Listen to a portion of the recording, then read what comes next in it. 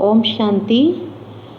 आज की मुरली का वरदान है शुभ चिंतन और शुभ चिंतक स्थिति के अनुभव द्वारा ब्रह्मा बाप समान मास्टर दाता भव। वरदान का विस्तार है, ब्रह्मा बाप समान मास्टर दाता बनने के लिए ईर्ष्या, घृणा और क्रिटिसाइज, इन तीन बातों से मुक्त रहकर सर्व के प्रति शुभ चिंतक बनो और शुभ चिंतन स्थिति का अनुभव करो। क्योंकि जिसमें ईर्ष्या की अग्नि होती है वे स्वयं जलते हैं, दूसरों को परेशान करते हैं, घृणा वाले खुद भी गिरते हैं, दूसरे को भी गिराते हैं, और हंसी में भी क्रिटिसाइज करने वाले आत्मा को हिम्मतहीन बनाकर दुखी करते हैं। इसलिए इन तीनों बातों से मुक्त रहे शुभ चिंतक स्थिति के अनुभव द्वारा दाता के बच्चे मास्टर दाता बनो। तो आज की मुरली में बाप दादा ने हम बच्चों को जो वरदान दिया उस पर जो हमारा विचार चला कि बाबा आज हमें तीन बातों से मुक्त अपने को रखने के लिए कह रहे हैं, और वो तीन बातें हैं ईर्ष्या, घृणा और क्रिटिसाइज करना।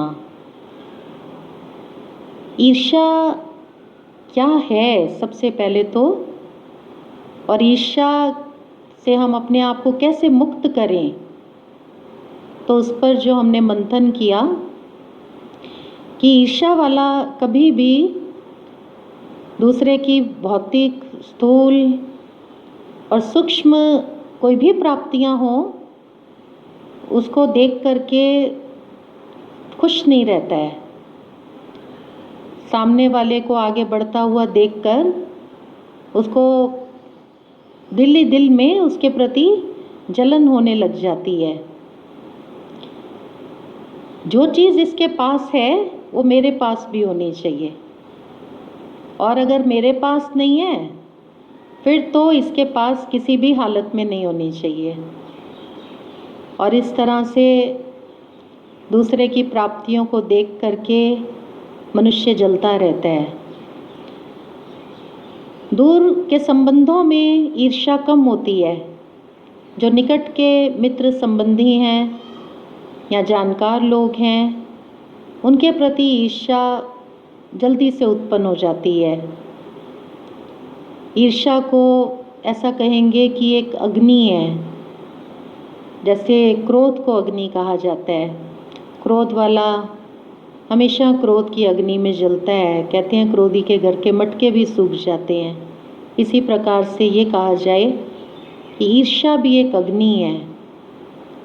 सदा दूसरे को देख करके अपने अंदर जो प्रेम है, जो प्रेम की अविरल धारा अंदर निरंतर जो आत्मा के प्रवाहित होती रहती है उसको मनुष्य जलाकर खाक कर देता है, प्रेम रहित हो जाता है।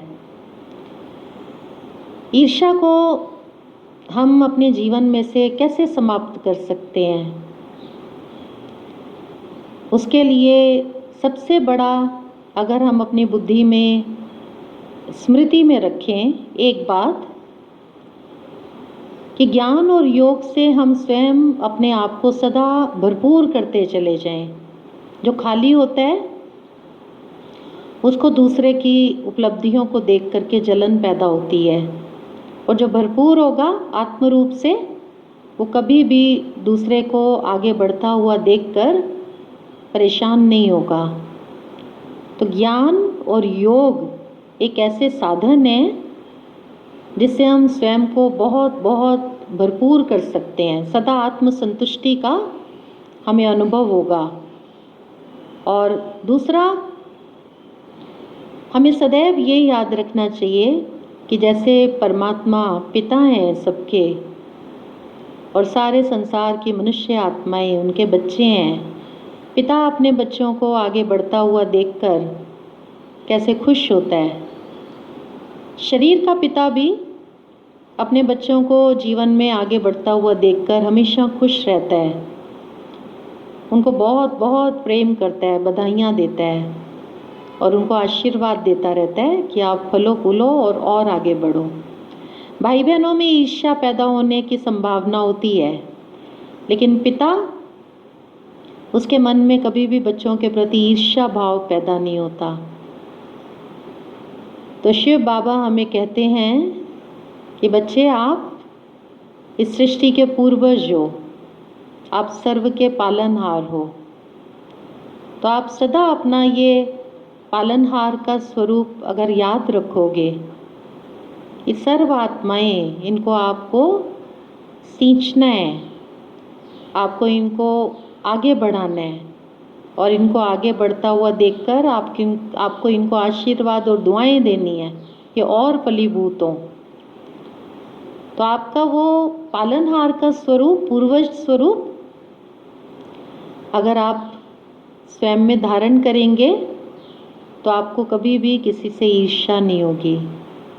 भले सब उन्नति करें, भले सब आगे बढ़ें, आप उनको आगे बढ़ता हुआ देखकर हमेशा बहुत बहुत प्रसन्न और बहुत बहुत खुश होंगे। अपना प्रेम उनके ऊपर आप और अधिक लुटाते रहेंगे। और तीसरी बात, अगर हम ये स्मृति में रखें कि इस संसार ड्रामा में हर एक आत्मा का अपना अपना पार्ट है, हर एक के अंदर अपनी अपनी विशेषताएं हैं। कुछ उनके अंदर विशेषताएं हैं तो कोई कमी भी है, और मुझ आत्मा के अंदर भी कुछ विशेषताएं हैं तो कोई कमी भी है। तो सर्व की विशेषताओं को आप सदा देखते रहें। आप अगर उनसे ईर्ष्या करेंगे तो आप उनकी उन्नति को रोक नहीं सकते हैं। उनको उनकी विशेषताओं और गुणों के आधार पर उनकी हार्ड वर्क वो जो करते हैं, तन्मन्य होकर अपने लक्ष्य को सामने रखकर, उससे उनको जो उपलब्धियां प्राप्त होनी है, उससे आप उनको ईर्ष्या करके वंचित नहीं कर सकते हैं, वो तो उनको प्राप्त होनी है। इसलिए सदा अगर हम ये स्मृति में रखें कि जिसके जो भाग्य में है उसको मिलना ही है, तो हम फिर किसी से भी ईर्ष्या नहीं करेंगे। तो अपने आप को हमें सदा ईर्ष्या से मुक्त रखना है। जब हम अपने आप को ईर्ष्या से मुक्त रखेंगे, इन बातों का सिमरन करते हुए, इन बातों को ध्यान में रखते हुए, तो हमारे मन में सर्व के प्रति प्रेम की अविरल धारा बहती रहेगी। हम सबको प्रेम से सींचते रहेंगे, सबको आगे बढ़ता हुआ देखकर हम खुश होंगे, सबकी हम महिमा करते रहेंगे और ये संसार बहुत सुंदर संसार बन जाएगा। दूसरी बात, आज बाबा ने मुरली में घृणा से मुक्त होने के लिए कहा है। आज कोई भी मनुष्य किसी मनुष्य से घृणा क्यों करता है? तो इस पर विचार चला कि जब हमें अपनी बुद्धि का अभिमान होता है, अपनी विशेषताओं का अभिमान होता है, अपने कार्य करने की शैली, तरीका, जब उसका हमें अभिमान होता है, तो हम समझते हैं कि सामने वाला जो कार्य कर रहा है उसका कार्य करने का तरीका और मेरे तरीके में तो ज़मीन आसमान का अंतर है, इसकी बुद्धि की समझ कम है, ये कार्य करना जानता नहीं है। और हमारे मन में धीरे धीरे उसकी कमियों और कमज़ोरियों को देखते हुए घृणा और नफ़रत का भाव वो पैदा होने लग जाता है। दूसरी बात, जब कोई हमारा आलोचक बन जाता है, हमारी आलोचना करता है जगह जगह, या कोई हमारे साथ दुर्व्यवहार करता है। हम अपने जीवन में ठीक चल रहे हैं, हम किसी को कोई नुकसान नहीं पहुंचाते हैं, हम किसी का अहित नहीं सोचते हैं, हम किसी को तकलीफ़ नहीं देते हैं, लेकिन सामने वाला वो हमारे प्रति दुर्भाव रखता है और हमारे साथ दुर्व्यवहार करता भी है। तो फिर हमारे को धीरे धीरे उसके प्रति मन में नफ़रत या घृणा पैदा होने लग जाती है कि देखो हम तो इसको तकलीफ़ नहीं पहुंचाते, हम तो इसको कोई दुख नहीं देते, फिर भी ये व्यक्ति मेरे पीछे क्यों पड़ा रहता है। तो हमारा मन उसके प्रति ग्लानि से भरने लग जाता है। तो शिव बाबा हमें कहते हैं कि बच्चे, घृणा से अपने आप को आप मुक्त करो। कैसे हम अपने आप को घृणा से मुक्त कर सकते हैं?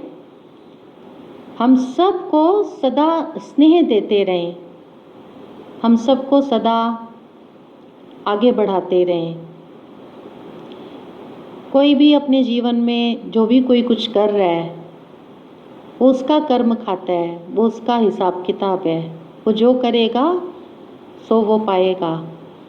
हमें दूसरे के कर्मों में इंटरफेयर नहीं करना है। हाँ, मेरे को अपना चित्त साफ रखना है, मेरे चित्त पर किसी की भी बुराई या किसी के भी अवगुण का कचड़ा मेरे को नहीं रखना है। ईर्ष्या और घृणा दोनों का भी आपस में गहरा संबंध भी है। जब हम किसी से ईर्ष्या करते हैं फिर हम उसकी जगह जगह उसके बारे में आलोचना हम उसकी करने लग जाते हैं। देखो, आप फलाने व्यक्ति को बहुत अच्छा मानते हो, लेकिन उसमें फला अवगुण भी है।